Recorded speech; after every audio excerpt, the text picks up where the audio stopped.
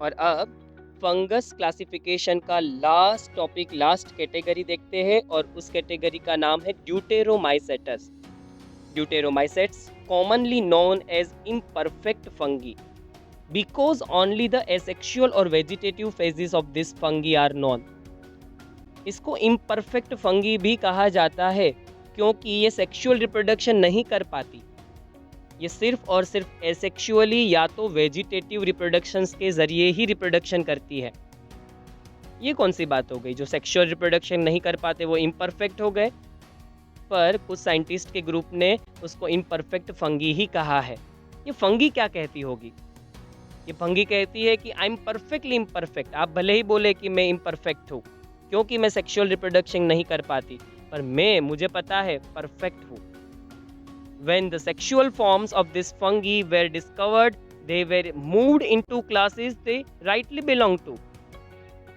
इन्होंने कुछ ऑर्गेनिजम्स को ड्यूटेरोमाइसेटस में डाला था। बाद में पता चला कि उनके कुछ मेंबर सेक्सुअल रिप्रोडक्शन करते हुए दिखे, तो उनको वहां से उठा लिया गया और उनको डाल दिया गया एस्कोमाइसेटस में या तो बेसिडियोमाइसेटस में। It is also possible that the asexual and vegetative stage have been given one name and placed under deuteromycetes। मतलब जो फंगस सिर्फ और सिर्फ एसेक्सुअल और वेजिटेटिव रिप्रोडक्शन करती थी, उनका एक ग्रुप बना दिया गया और उनको ड्यूटेरोमाइसेटस में डाल दिया गया।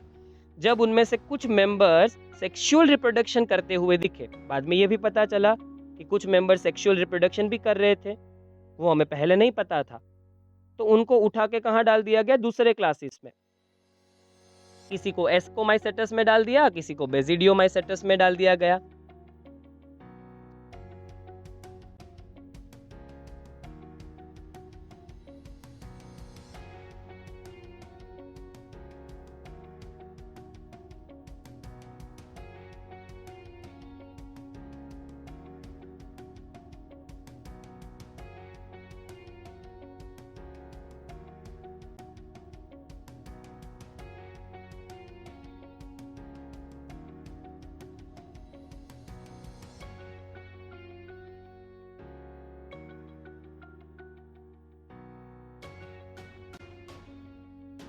When the linkage were established, the fungi were correctly identified and moved out of deuteromycetes।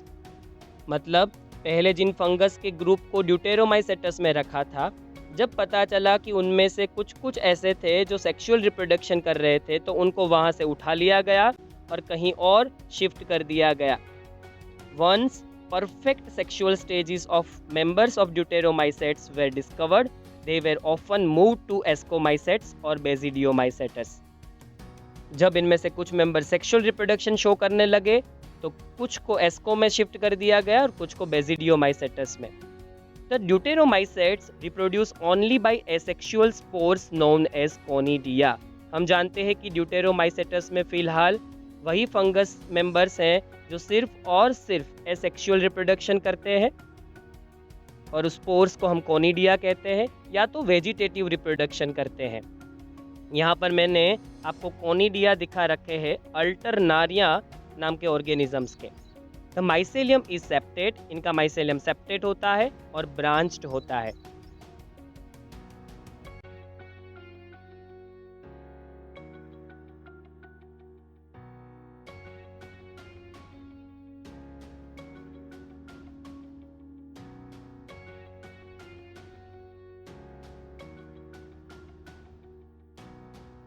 Mode of nutrition: some members are saprophytes or parasites, while a large number of them are decomposers or litter and help in mineral cycling। इसका मतलब है ये saprophytic है, decaying products पे depended है, ये parasitic भी है इनमें से कुछ, मतलब इन्फेक्शियस एजेंट्स है, पर मेजोरिटी जो इसके मेंबर्स हैं वो मिनरल साइकिल्स को मेंटेन करते हैं क्योंकि वो डिकम्पोजर्स हैं, वो डिकम्पोज करते हैं ऑर्गेनिक मैटर्स को। मैंने यहाँ पर एक फिगर रखी है जिसमें आप देखिए लीफ के ऊपर इन्फेक्शन कर रखा है एक मेंबर ने, और अल्टरनारिया नाम का जो मेंबर है वो अल्टरनारिया, कोलीट्राइकम, ये दोनों ड्यूटेरोमाइसेटस के मेंबर्स इन्फेक्शियस है और कह सकते हैं पैथोजेनिक है या डिजीज कॉजिंग है। पर आपको खास याद रखना है कि मेजोरिटी जो मेंबर्स है वो डिकम्पोजर्स हैं। इसका सबसे बड़ा जो रोल प्ले है इकोसिस्टम में वो ये है कि ये डिकम्पोजिशन प्रोसेस को करते हैं, जिस वजह से मिनरल्स वापस से एस्टैब्लिश हो जाते हैं सोइल के अंदर।